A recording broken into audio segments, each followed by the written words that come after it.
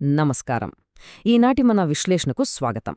ఈరోజు మనం ఒక అత్యంత ఆసక్తికరమైన, ఒక రకంగా చెప్పాలంటే చాలా వైవిధ్యమైన వ్యక్తిత్వం గురించి మాట్లాడుకోబోతున్నాం. అదే నక్స్ ఆర్కిటైప్. మన మూల గ్రంథాల ఆధారంగా అసలు ఈ నక్స్ వ్యక్తిత్వం ఎలా ఉంటుంది, వాళ్ల ఉత్థాన పతనాలు ఏంటి అనేది చాలా లోతుగా వివరంగా తెలుసుకుందాం. ఇక్కడ మనం ప్రధానంగా 4 దశలను చూడబోతున్నాం.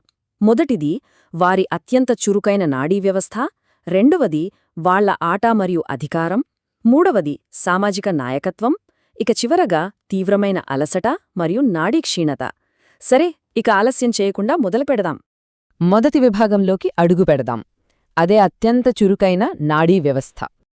అసలు ఈ నాక్స్ వ్యక్తిత్వం గురించి చెప్పాలంటే వీళ్లకి నిరంతరం ఏదో ఒక ఉద్దీపన, అంటే ఒక కిక్ కావాలి. మన గ్రంథాలు చెబుతున్న దాని ప్రకారం వీళ్ల నాడీ వ్యవస్థ చాలా చాలా వేగంగా పనిచేస్తుంది.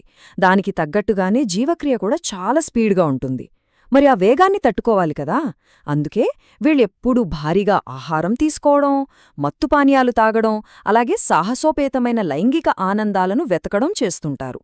ఆ ప్రమాదం, ఆ థ్రిల్ అనేది వీళ్లకి ఒక ఇంధనంలాగా పనిచేస్తుందన్నమాట. ఎంత వేగంగా పనిచేసే ఈ శరీరమనే యంత్రం ఒకవేళ ఫెయిలైతే ఎలా ఉంటుందో ఊహించండి. దీన్ని అర్థం చేసుకోటానికి ఒక ఆసక్తికరమైన ఉదాహరణ చూద్దాం. 30 ఏళ్లపాటు రేయింబవళ్లు విశ్రాంతి అనేదే లేకుండా పనిచేస్తూ ఆడుతూ గడిపిన ఒక క్యాసినో యజమాని రిటైర్ అయ్యాక కంటినిండా నిద్రపోవాల్సింది పోయి తీవ్రమైన నిద్రలేమతో ఎందుకు బాధపడ్డాడో తెలుసా? ఎందుకంటే రిటైర్ అయ్యే సమయానికి అతని నాడీ వ్యవస్థ ఎప్పుడూ ఆ టాప్ గేర్లోనే పరిగెత్తడానికి విపరీతంగా అలవాటు పడిపోయింది. అకస్మాత్తుగా ఆ వేగాన్ని తగ్గించడం అతని వల్ల కాలేదు. కెంట్స్ రిపోర్టరీ ప్రకారం దీనినే ప్రొస్ట్రేషన్ ఆఫ్ మైండ్ లేదా మానసిక క్షీణత అంటారు. అంటే మనసు పూర్తిగా అలిసిపోయి ఉంటుంది, కానీ శరీరం మాత్రం విశ్రాంతి తీసుకోలేదు. అదొక విచిత్రమైన, ఇబ్బందికరమైన పరిస్థితి. నిజానికి ఈ నక్స్ వ్యక్తులకు నిశ్శబ్దమన్నా, ఒకేచోట కదలకుండా కూర్చోవాలన్నా అస్సలు నచ్చదు. పనిచేస్తున్నప్పుడు కూడా పక్కన రేడియో మోగుతూనే ఉండాలి, లేదా నోట్లో ఏదో ఒకటి నములుతూనే ఉండాలి. ఇక భోజనం విషయానికొస్తే ఆకుకూరలు, సలాడ్లు లాంటివి వాళ్లకు చాలా చప్పగా అనిపిస్తాయి. వాళ్ల అత్యుత్సాహభరితమైన రుచి మొగ్గలకు ప్రతి క్షణం ఏదో ఒక బలమైన ఉద్దీపన కావాల్సిందే. అప్పుడే వాళ్లకు తృప్తి. ఇక రెండవ విభాగానికి వద్దాం. ఈ వేగం, ఈ ఉత్సాహం వాళ్ల ఆటలు, అధికారం మరియు పోటీలో ఎలా కనిపిస్తుందో చూద్దాం. వీళ్ల నాడీ వ్యవస్థలో ఉండే ఈ అపారమైన వేగం వాళ్ల తీరిక సమయాల్లో, వాళ్లెంచుకునే ఆటల్లో కూడా స్పష్టంగా కనిపిస్తోంది. తమలోని ఆ పోరాట పటిమను బయటపెట్టే ఆటల్నే ఎంచుకుంటారు. వేగంగా వెళ్లే రేసింగ్ కార్లు నడపడం, షూటింగ్ గ్యాలరీలో రైఫిల్స్తో కాల్చడం లాంటివి చాలా ఇష్టపడతారు. తమ చేతిలో అధికారముందనే భావన కలిగించేదేదైనా సరే, అది కంప్యూటర్ గేమైనా, ఆఖరికి ఒక చిన్న రిమోట్ కంట్రోల్ కారు అయినా సరే, అందులో వాళ్లు పూర్తిగా లీనమైపోతారు. మన మూల గ్రంథంలో దీనికి సంబంధించి ఒక భలే ఆసక్తికరమైన సంఘటన ఉంది.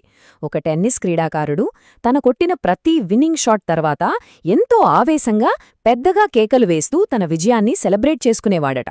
గెలవాలనే వాళ్ల కసి, ఆ గెలుపును వాళ్లు ఎంతగా ఆస్వాదిస్తారో చెప్పడానికి ఇదొక్క ఉదాహరణ చాలు కదా.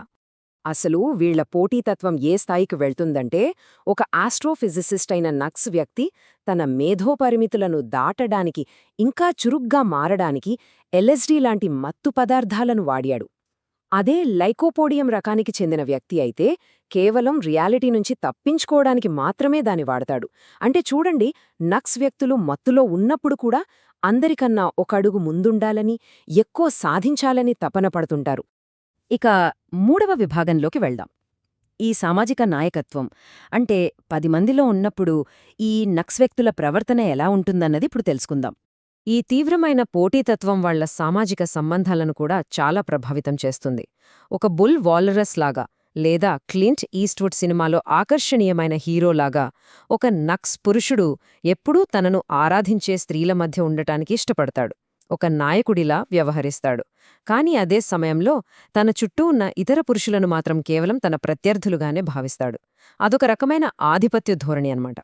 కెంట్స్ రిపోర్టరీ వీరిని ఆవేశపరులు మరియు కొంటెవాళ్లు అని వర్ణిస్తోంది. వాళ్లలో ఉండే ఈ లక్షణాలే విందులు, వినోదాలలో వాళ్లని సెంటర్ ఆఫ్ అట్రాక్షన్గా మారుస్తాయి. వాళ్లలో ఉండే ఆ ఉత్సాహం, ఆ ఎనర్జీ పక్కన వాళ్లకి కూడా ఇట్టే అంటుకుపోతుంది. వీళ్ళు చేసే కొంటె పనులు ఎలా ఉంటాయంటే కేవలం ఆ థ్రిల్ కోసం బట్టలతోనే ఒక్కసారిగా సముద్రంలోకి దూకేయడం లేదా సరదాగా ఒక పోలీస్ కారు నంబర్ ప్లేట్ను దొంగిలించడం లాంటివి కూడా చేస్తుంటారు. ఇక మాటల గారడీలో అయితే వీళ్లను కొట్టలేం. పదునైన వ్యంగ్యమైన వన్లైనర్స్తో అందరినీ కడుపుబ్బా నవ్విస్తారు. వీళ్ళున్నారంటే అక్కడ సందడి ఉండాల్సిందే, అంతే. అయితే పైకి ఎగిరిన ప్రతీదీ కిందకు రాక తప్పదు కదా. మన నాలుగవ చివరి విభాగం తీవ్ర అలసట మరియు నాడీ క్షీణత. ఈ పతనం ఎలా ఉంటుందో చూద్దాం. నక్స్ వ్యక్తులు ఎప్పుడూ ఉద్దీపనల మీదే ఆధారపడి జీవిస్తారు. ఎన్నో ఏళ్లపాటు సాగే హద్దులు లేని లైంగిక జీవితం, మితిమీరిన మద్యం, అలాగే అధిక నికోటిన్ వాడకం ఇవన్నీ కలిసి చివరకు వాళ్లను పూర్తిగా పిండేస్తాయి. ఎంతో ఉత్సాహంగా యాక్టివ్గా కనిపించిన ఆ శరీరం ఈ పతన దశకు చేరుకునేసరికి తీవ్రమైన ఒత్తిడికి గురై లోతైన అలసట బారిన పడుతుంది. ఈ రెండు దశల మధ్య తేడా చూస్తే నిజంగా ఆశ్చర్యపోతాం. నిత్యం 10 మంది మధ్య సందడిగా ఉంటూ విపరీతంగా లాగించేసే నక్స్ వ్యక్తి ఈ బర్నౌట్ దశలో ఎలా మారిపోతాడంటే కళ్లకు నల్లటి అద్దాలు పెట్టుకుని పూర్తి నిశ్శబ్దాన్ని కోరుకుంటూ కేవలం చప్పటి ఆహారాన్ని మాత్రమే తింటూ ఒకలాంటి చిరాకుపడే మనిషిలా మారిపోతాడు. ఇది ఎవ్వరూ ఊహించని కాని ఖచ్చితంగా జరిగితీరే ఒక మార్పు. ఈ బర్నౌట్ దశలో వాళ్ల ఇంద్రియాలు అత్యంత సున్నితంగా అంటే హైపర్ అక్యూట్గా మారిపోతాయి. మనస్సు పూర్తిగా గందరగోళంలో ఉంటుంది. నరాలు బాగా దెబ్బతిని ఉంటాయి. దానివల్ల వాళ్లు ఏమాత్రం ప్రశాంతంగా ఉండలేరు. ఎక్కడో చిన్న శబ్దం వినిపించినా, కాస్త వెలుతురు కంటిమీద పడినా సరే వాళ్లు తీవ్రంగా కలవరపడిపోతారు. ఇక వాళ్ల నిద్రలేమి సమస్యైతే చాలా దయనీయంగా ఉంటుంది. అర్ధరాత్రిపూట ఏవేవో అసంబద్ధమైన ఆలోచనలతో మనసు వేగంగా పరిగెడుతూనే ఉంటుంది. తెల్లవారుజామున ఒక రకమైన ఆందోళనతో కూడిన విశ్రాంతిలేని నిద్ర, ఉదయం లేచేసరికి ఒంట్లో ఏమాత్రం శక్తి లేకుండా నీరసంగా దయనీయంగా ఇంట్లో తిరుగుతూ ఉంటారు. నిద్రకు మెలకువకు మధ్య ఉన్న ఒక నరకప్రాయమైన లోకంలో వాళ్లు చిక్కుకుపోతారు. సో మన ఈ విశ్లేషణను ముగించే ముందు ఇక్కడ మనం ఆలోచించాల్సిన ఒక ముఖ్యమైన ప్రశ్న ఉంది. నిరంతరం ఉద్దీపనల కోసం వెతుకుతూ ఎప్పుడూ అత్యంత వేగంగా థ్రిల్తో నడిచే ఈ నక్స్ జీవనశైలి వల్ల పొందే ఆ క్షణికానందం చివరకు ఎదురయ్యే ఆ నరకప్రాయమైన బాధాకరమైన పతనానికి నిజంగా తగినదేనా? మీరేమనుకుంటున్నారు? ఈ ఆలోచనతోనే ఈనాటి మన ప్రయాణాన్ని ముగిద్దాం. నక్స్ ఆర్కిటైప్ గురించి ఒక స్పష్టమైన అవగాహన వచ్చిందని భావిస్తున్నాను. మరిన్ని ఆసక్తికరమైన అంశాలతో మళ్ళీ కలుద్దాం.